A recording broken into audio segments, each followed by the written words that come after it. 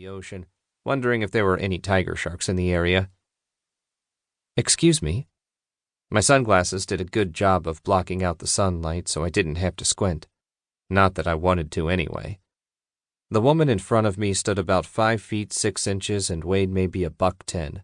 She had more curves than a corkscrew, and they were barely contained by the triangles of fabric that made up her bikini. I smiled, cleared my throat. "Hi." She smiled back. I love progress. "I've seen you here for a few days now." "Yeah?" "Mm-hmm. You never go swimming, though." "I'm allergic to water." "Really?" "No, but the truth is a lot more boring than that."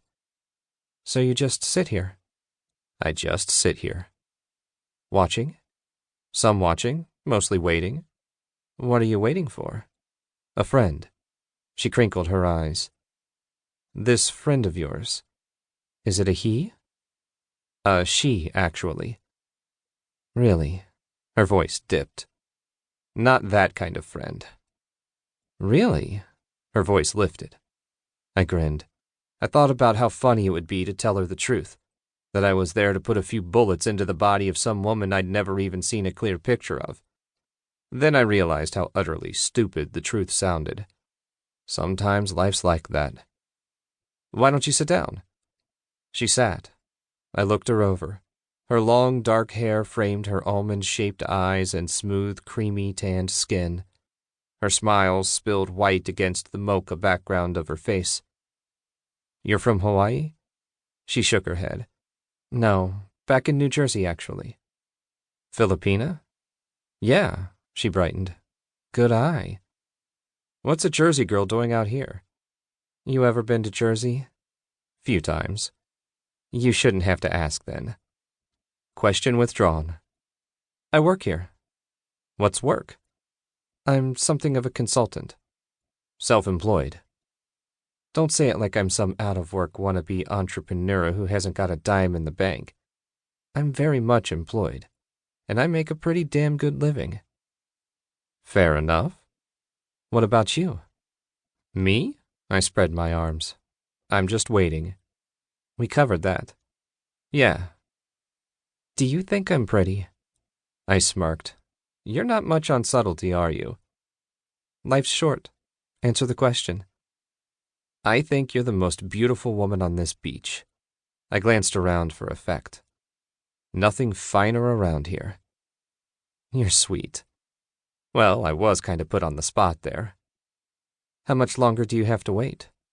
I cleared my throat. "Until my friend shows up." "And after that?" "I don't have to wait anymore." "Good." She turned and looked out toward the ocean. "You mind if I wait with you?" I was sort of hoping you'd say something like that. We watched the waves roll in for another hour. We watched the sun trek west, spilling oranges and reds into the blue-green of the Pacific. We sat close together as a breeze kicked up sand and bounced it off our skin. And time ticked by. People left the beach, until we were alone. And she looked at me. "Are you through waiting?" "I'd sure as hell like to be." "Your friend didn't show up. Maybe tomorrow." "Maybe you should just kiss me now." I did. I kissed her full lips, tasted the sweet coconut oil, felt her moist tongue part my lips and search for my own. I felt her hands touch the back of my head, fingers roaming through my short, bristly hair. Then they slid south, down my back, down past my hips, down lower and lower. She broke the kiss and smiled at me, her eyes a mere inch from mine. "I'm glad you asked me to wait with you." "Why's that?" She gave me another peck on the lips, her hands tightened around my butt.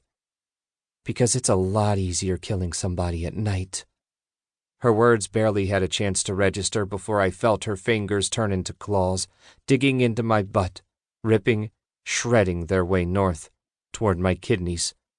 I cried out, twisted under her grasp, and tried to roll away.